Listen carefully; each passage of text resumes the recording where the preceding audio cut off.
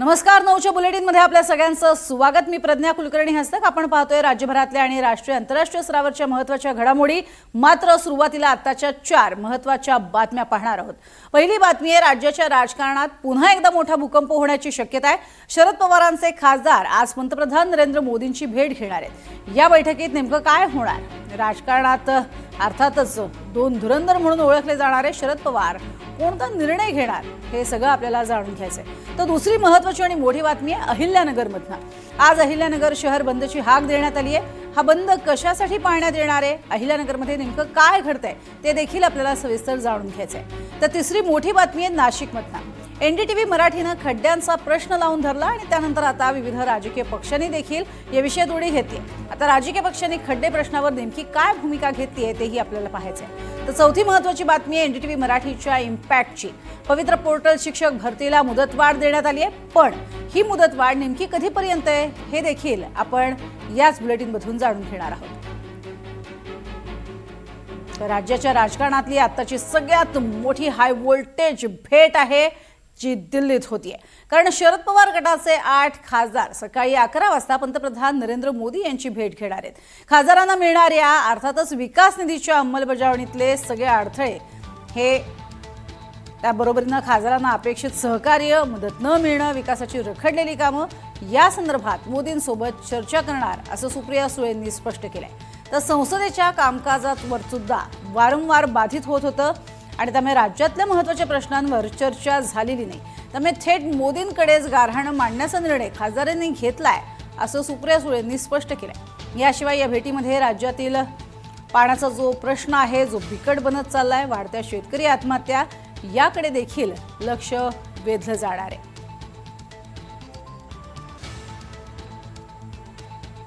तर राज्याच्या राजकारणात आणखीन एक मोठी राजकीय उलथापालथ पाहायला मिळते. ती म्हणजे सध्या राष्ट्रवादी काँग्रेसच्या दोन्ही गटांमध्ये अतिशय वेगवान राजकीय घडामोडी घडत आहेत. शरद पवार गटाचे खासदार आज पंतप्रधान नरेंद्र मोदींची भेट घेतील. तर अत्यंत वादग्रस्त ठरलेलं मतदारसंघ पुनर्रचना विधेयक लोकसभेत मांडण्यासाठी एनडीएकडे राजकीय जुळवाजुळव आणि फोडाफोडीचं सत्र सुरू आहे. याच पार्श्वभूमीवर शरद पवार गटाचे खासदार सुद्धा एनडीएला साथ देणार का अशी चर्चा सुरू आहे. आणि ही चर्चा सुरू असतानाच जयंत पाटील, मुख्यमंत्री देवेंद्र फडणवीस आणि विधानसभा अध्यक्ष राहुल नार्वेकर यांचा मुंबई ते कोल्हापूर एकत्रित विमान प्रवास झालाय. हा प्रवास फक्त एक राजकीय योगायोग आहे की यामागे भविष्यातील नव्या समीकरणांची नांदी आहे, यावर मात्र वेगवेगळे तर्कवितर्क लढवले जात आहेत. आणि या संदर्भात अधिक आपण बोलणार आहोत. रामराजे शिंदे आमचे प्रतिनिधी सध्या आपल्या सोबत आहेत. रामराजे, एकंदरीत ह्या घडत असलेल्या भेटीगाठी आणि कालचा विमान प्रवास खरंच योगायोग आहे की आणखीन काही?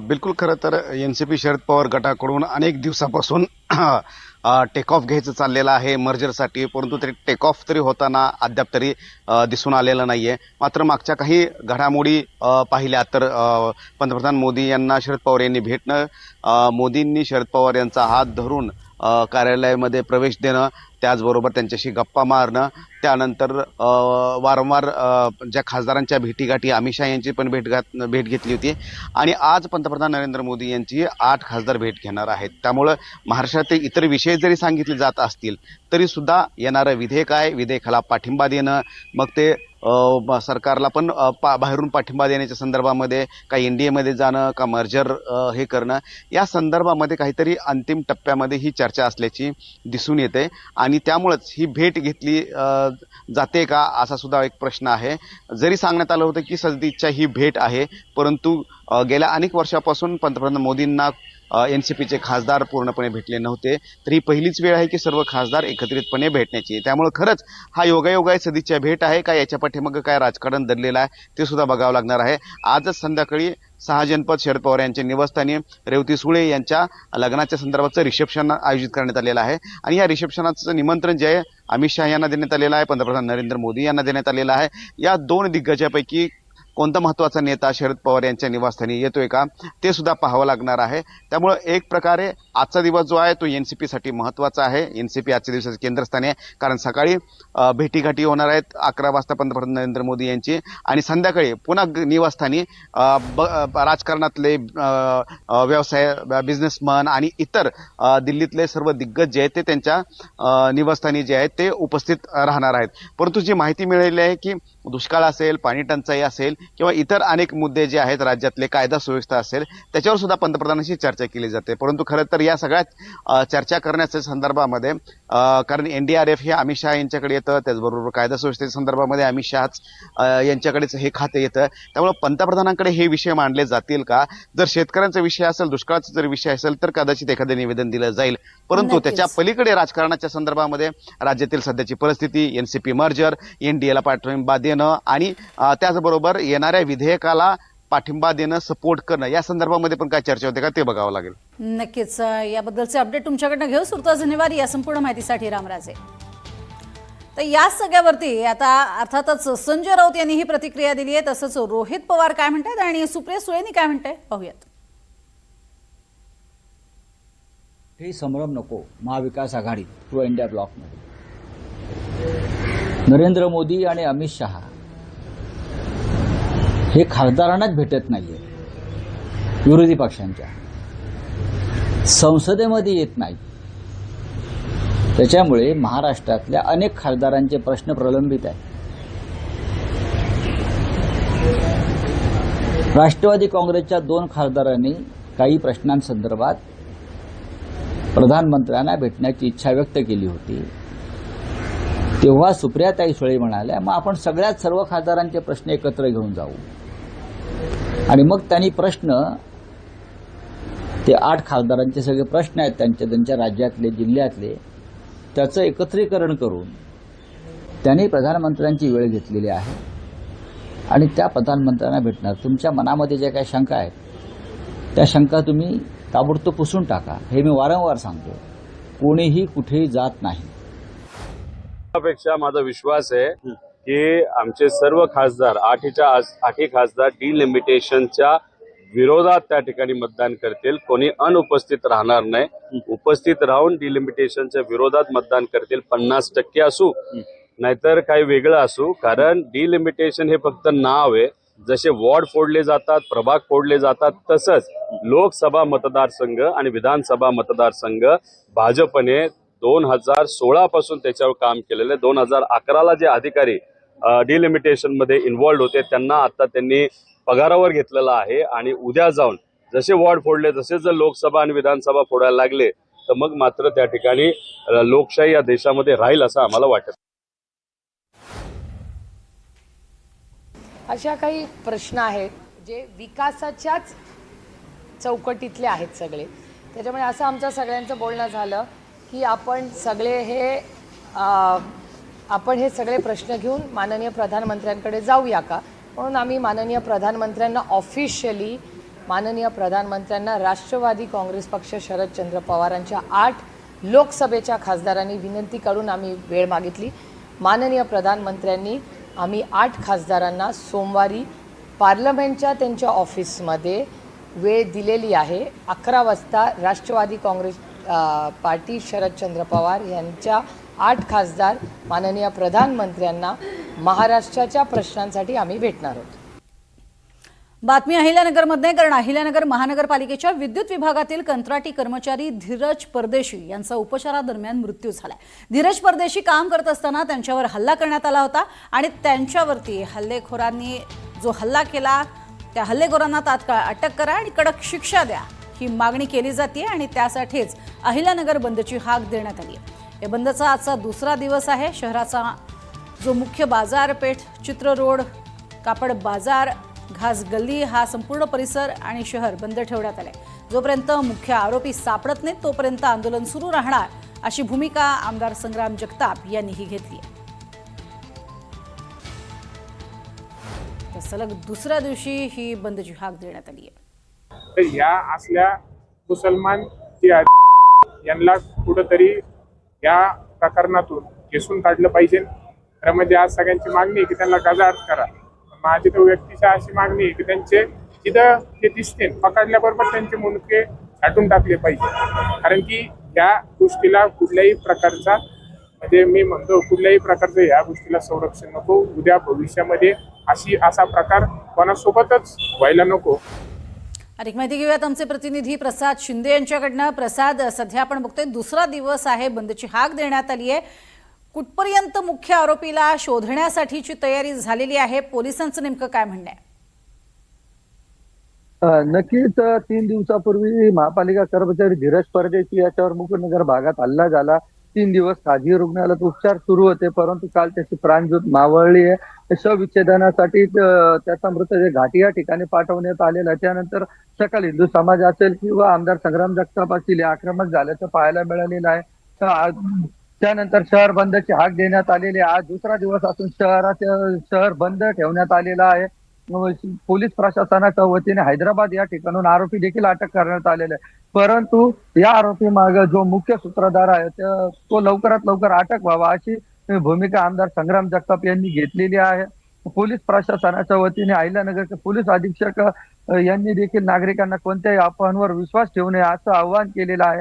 सध्या पोलीस प्रशासन मुख्य आरोपीचा देखील शोध घेत आहे. आता सध्या 5 आरोपींना पोलीस प्रशासनाने ताब्यात घेतलेलं आहे आणि त्यांच्याकडे चौकशी देखील सुरू आहे. आज दुपारनंतर शवविच्छेदन झाल्यानंतर धीरज परदेशी याचा मृतदेह अहिल्यानगर शहरामध्ये दाखल होणार आहे.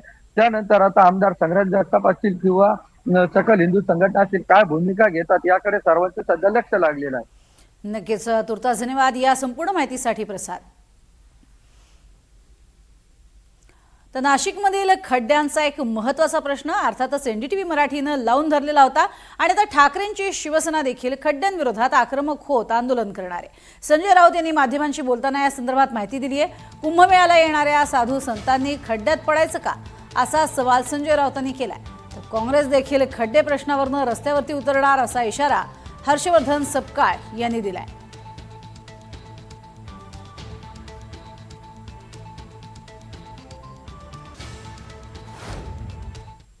त्या साधू संतांनी खड्ड्यात पडायचं आहे का? तिकडल्या जे साधू संत जे आखाडे येणार आहेत, शंकराचार्य येणार आहेत, त्यांना ते तुम्ही खड्ड्यातून प्रवास करायला लावणार आहात का? हिंदुत्व खड्ड्यात घालताय का? आणि त्यासाठी नाशिकचे सगळे प्रमुख लोक आता आले आणि दणका देणार आम्ही. हे आंदोलन सरकार विरोधी आहे, सरकारचा नाकारतेपणा विरुद्ध आहे. अद्यापपर्यंत सरकार येऊन इतके वर्ष 2 वर्षाचा काळ लोटला, मात्र अद्यापपर्यंत हे पालकमंत्री 2 जिल्ह्यांना देऊ शकले नाही. हा या सरकारचा करंटेपणा आहे आणि निष्क्रियपणा आहे आणि पोटगेपणाचा भाग आहे. नंबर 2, साधू संतांनी जी या ठिकाणच्या कामाच्या वर टिप्पणी केली त्या संधीबाबत संधी साधू गिरीश महाजनांनी जी टिप्पणी केली ही अहंकाराचं कुठेतरी त्यांचं प्रतीक आहे. आणि एवढंच नाही तर अहंकारासोबत या ठिकाणचा जो भ्रष्टाचार चाललाय त्या भ्रष्टाचारांची ते पाठराखण करत आहेत. नंबर 3, या कुंभमेळ्याच्या अनुषंगानं नाशिकमध्ये जे चाललंय ते सर्व विष पसरवण्याचं काम सुरू आहे. वास्तविक पाहता जी आख्यायिका आहे आणि जी आपली मान्यता आहे की अमृत कलशातले समुद्र मंथनानंतर अमृत जो कलश निघाला त्या अमृत कलशातली 4 थेंब ज्या ठिकाणी सांडली त्या ठिकाणी अमृत महोत्सव साजरा करण्याच्या अनुषंगानं कुंभमेळा साजरा होतो. मात्र त्याच ठिकाणी भारतीय जनता पार्टी हे विष सर्वदर शिंपडत आहे. याबद्दल या ठिकाणी त्यांचा निषेध केला पाहिजे. आता बातमी आहे एनडीटीव्ही मराठीच्या इम्पॅक्टची. शिक्षक भरतीची प्रक्रिया सुरू असतानाच पवित्र पोर्टलच्या तांत्रिक अडचणींमुळे हजारो उमेदवारांसमोर मोठं संकट उभं राहिलंय. गेल्या 2 दिवसांपासून पोर्टलवरती OTP मिळत नाहीयेत, अकाउंट ओपन होत नाहीये आणि प्राधान्यक्रम डाउनलोड न होण्याच्या तक्रारी समोर येत आहेत. या संदर्भात एनडीटीव्ही मराठीनं बातमी दाखवली आणि त्यानंतर शिक्षण विभागानं दखल घेत अर्जामध्ये पसंतीक्रम प्रक्रियेला 13 ऑगस्टपर्यंत मुदतवाढ दिली आहे. तर एनडीटीव्ही मराठीच्या बातमीनंतर स्पर्धा परीक्षा विद्यार्थी असोसिएशननं सुद्धा शिक्षण विभागाकडे मुदतवाढीची मागणी केलेली होती. पवित्र पोर्टलवरती अर्थातच भरतीमध्ये हे एक महत्त्वाचे बदल आपल्याला पाहायला मिळत आहेत. अधिक माहिती या संदर्भातली घेणार आहोत. प्रांजल कुलकर्णी आमचे प्रतिनिधी सध्या आपल्या सोबत आहेत. प्रांजल, एकीकडे आपण बातमी दाखवली आणि त्यानंतर भावी शिक्षकांना महत्त्वाचा दिलासा मिळतोय, काय अधिक माहिती?